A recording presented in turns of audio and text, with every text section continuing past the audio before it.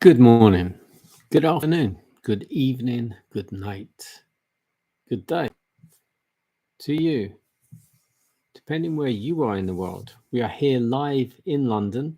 It is Thursday evening. We're doing our nighttime devotion.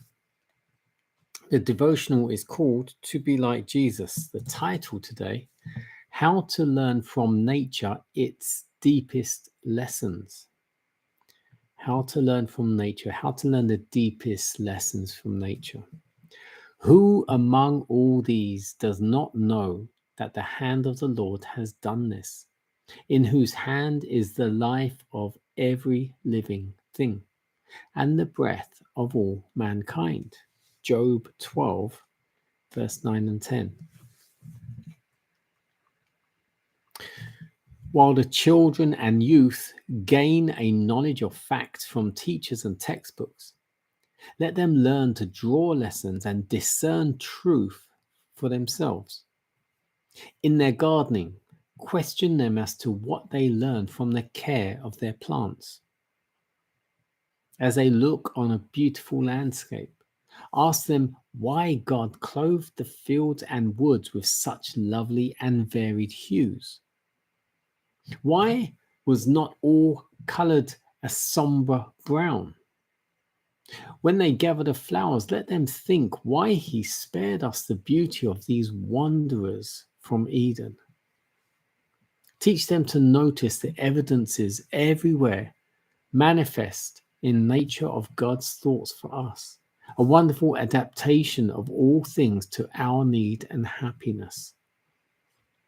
Those alone who recognize in nature their Father's handiwork, who in the richness and beauty of the earth read the Father's handwriting, those alone learn from the things of nature their deepest lessons and receive their highest ministry.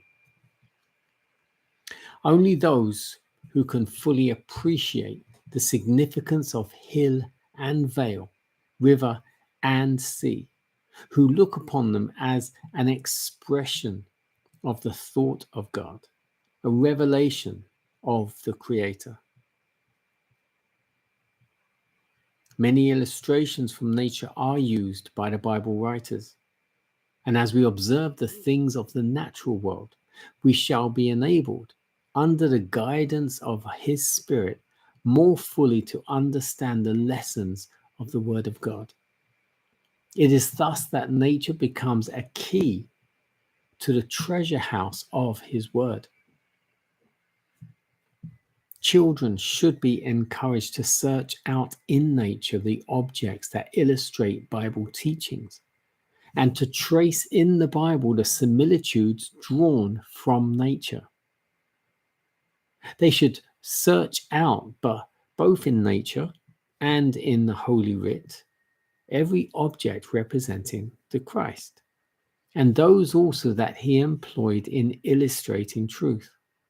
Thus we may learn, or thus may they learn, to see him in tree and vine, in lily and rose, in sun and star. They may learn to hear his voice in the song of birds, in the sighing of the trees, in the rolling thunder, and in the music of the sea. And every object in nature will repeat to them his precious lessons. To those who thus acquaint themselves with the Christ, the earth will never more be a lonely and desolate place. It will be their Father's house, filled with the presence of him who once dwelt among us.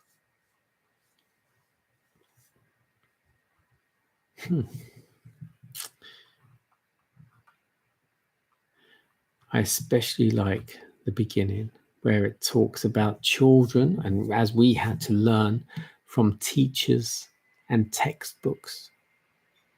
And that was our pretty much for most of us, our only learning when we were young.